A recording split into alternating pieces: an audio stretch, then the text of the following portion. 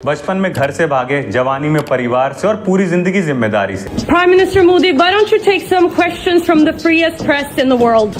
अरे मोदी जी जवाब तो देते जाइए। ये टीवी वाले भाई, लेकिन आप लोग इस बात का इतना हो हल्ला क्यों मचा रहे हो? ये स्क्रिप्टेड इंटरव्यूज में ऐसे जवाब देते हैं। जो अमीर हैं वो और अमीर होते जा रहे हैं, जो गरीब हैं वो और गरीब होते जा रहे हैं। कि भारत की इकोनॉमिक ग्रोथ इस वक्त के शेप्ड है कि ऊपर लोग अमीर हो रहे हैं और नीचे लोग गरीब हो रहे हैं। आप इसको कैसे देखते हैं जो इनकम इनइक्वालिटी का विषय? तो क्या सबका सब गरीब होने चाहिए?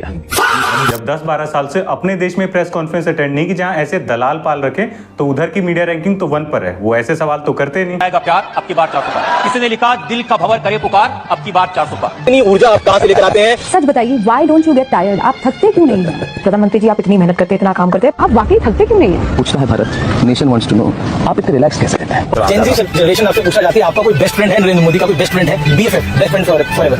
मतलब तुम प्रेस कॉन्फ्रेंस की बात कर रहे हो, इन्हें कांग्रेस और नेहरू को गाली देने के लिए भी टेलीप्रॉम्प्टर लगता है, उसमें भी ये रिजल्ट आता है। ओवरलोडेड बायोडिग्रेडेबल मूड बनाने भी डिग्रेडेबल एडिबल ऑयल और मल्टीलेटरिज्म के सामने चुनौती लॉजिस्टिक सिस्टम को और अधिक। हालांकि प्रधानमंत्री बनने से पहले इन्होंने एक अनस्क्रिप्टेड इंटरव्यू किया था। तो कहते हैं कि आप इंटरनेशनल एम्बैरेसमेंट है भारत की, जिनको उनके दोस्त कभी हिटलर, कभी रावण, कभी दुर्योधन कहते थे, ये बच्चे यमराज है, ये इंसान है।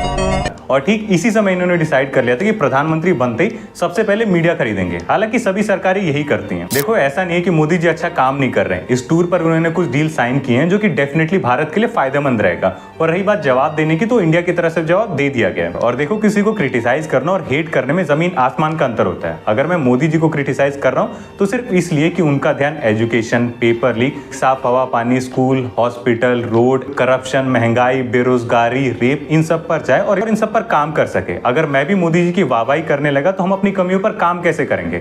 और शायद मोदी जी भी अगर अपोजिशन में होते तो वो भी यही करते। इनफैक्ट उन्होंने भी यही किया था, तभी आप लोगों ने उन्हें प्रधानमंत्री बनाया। तो ना उन्हें सवाल से बचना चाहिए, ना आपको सवाल पूछने से।